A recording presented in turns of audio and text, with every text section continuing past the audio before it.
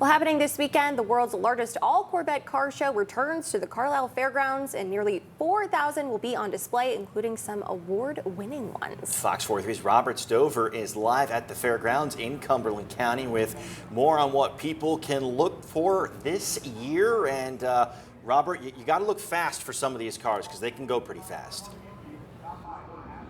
Absolutely, and that is what brings us underneath this tent. You can call it the winner circle. So basically all these Corvettes you see down here, they are used for racing. You see a lot of them have those custom decals on it, numbers in some of their races.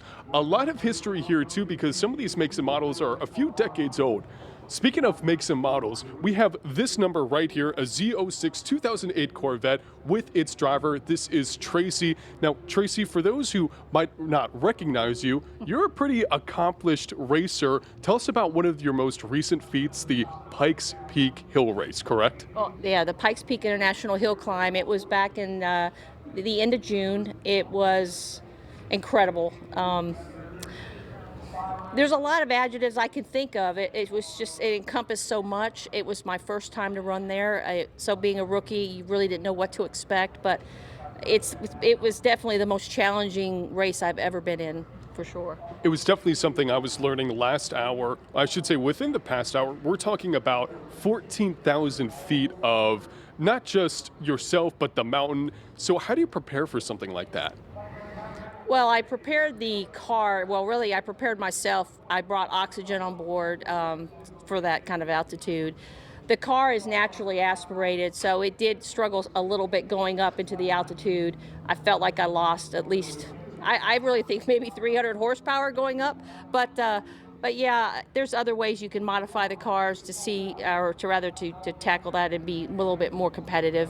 The car did very well, though, for what it is, and I wanted to run it like it is, naturally aspirated, because that's how I've always raced this car, and I wanted to see how it would do at altitude, and I found out. So it was a great time.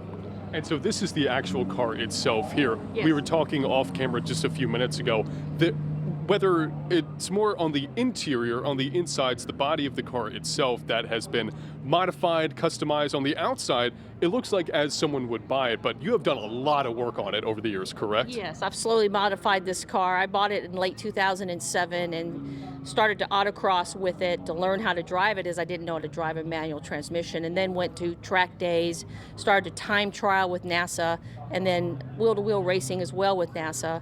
I did add more aero, definitely, and I probably could have used a little bit more at Pikes Peak because you lose about 30% of your downforce with the thinner air. So, but yeah, that definitely is an add-on, on the exterior of the car. But yes, the motor is a Lingenfelter Performance Engineering Eliminator Spec R motor. It's one of their race motors. I love that motor. It's a souped-up LS7 majorly, I should say, and then just a lot of different things.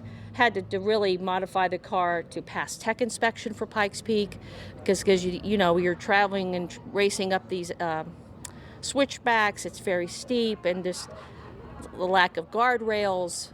14,000 feet, you can see some things could maybe go a little bit out of hand and get crazy up there. So you need all of your safety equipment, more so than you just need for a wheel-to-wheel race. So. That is so interesting. And for anybody watching at home that doesn't follow Tracy on social media, now she is the first ever woman to win Pikes Peak, which is a huge accomplishment. Congratulations, by the way. I didn't really win it. I did okay, but I didn't really win. Set the record, correct? Well, I went up and competed in a Corvette. First woman in a Corvette. First woman on a Corvette. Definitely. Yeah, second Corvette ever, but first woman in a Corvette. Definitely an accomplishment, and you can meet Tracy here at Corvettes at Carlisle. Now, gates open at 7 o'clock this morning. Same thing for tomorrow, and then there's going to be that Corvettes parade in downtown Carlisle happening tomorrow night. We're going to have more information about what the event offers on our website, fox43.com. Live in Carlisle, Cumberland County, Robert Stover, Fox 43 News. Robert, my mouth dropped when she said no guardrails. And just speaking of the altitude, I mean, I can't even fathom how you would do something like that. That is incredibly intense. Pretty amazing stuff. Would you do it, Rob? Would you do it?